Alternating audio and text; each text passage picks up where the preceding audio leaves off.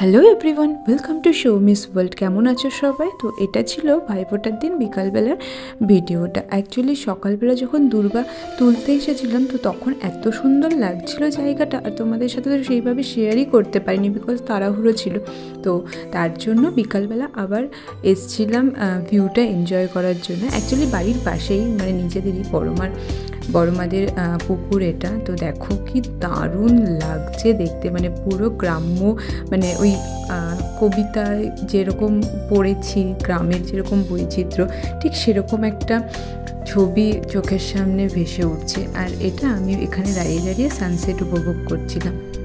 কী যে সুন্দর লাগছিল দেখতে, মনে হচ্ছিল এখানেই যেন সময়টা থেমে যাক, এই আর কি। দারুণ সুন্দর। আর এই যে দেখো কি সুন্দর লাগছে না?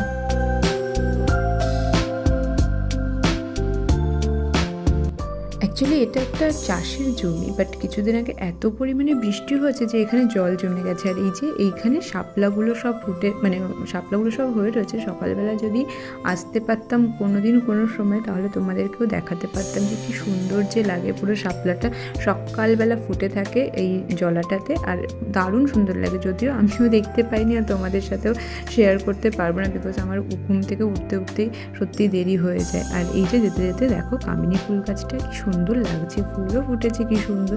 আর রাত্রেবেলা এখান থেকে যা গন্ধ ছাড়ে।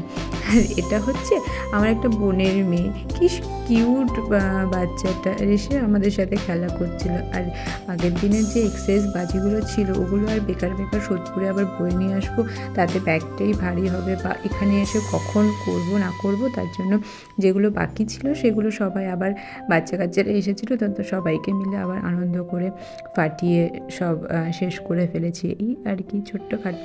তো যেহেতু আবার নেক্সট ডে আমাদের ফেরার পাড়া ছিল, তো তার জন্য একবারে সব শেষ করছি। এই যা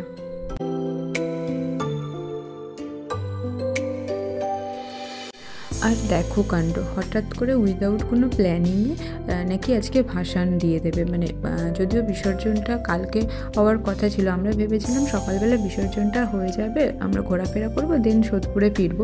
তো এবার হট করে রাত্রেবেলায় সবাই তোড়জোড় করে কিছু একটা কারণ হয়েছিল নিশ্চয়ই, আমি সঠিক পুরোটা জানি না, তো তার জন্য বলতেও পারবো না। বাট কোনো রকম কোনো প্ল্যানিং ছিল না, উইদাউট প্ল্যানিংয়ে ঠাকুরকে প্যান্ডেল থেকে বের করি ওই মুহূর্তে, মানে ওই রাত্রেবেলাতেই কিছু লোকজন, মানে কিছু লোকজন বলতে পাড়ার কিছু ছেলে পেলে আর ওই মা কাকিমা কিছু বয়স্ক লোকজন, তারা মিলে গিয়ে ভাসানটা দিয়েছে। তো এবার আমরা কোথাও, মানে ভাসানে কোনো মজাই করতে পারিনি।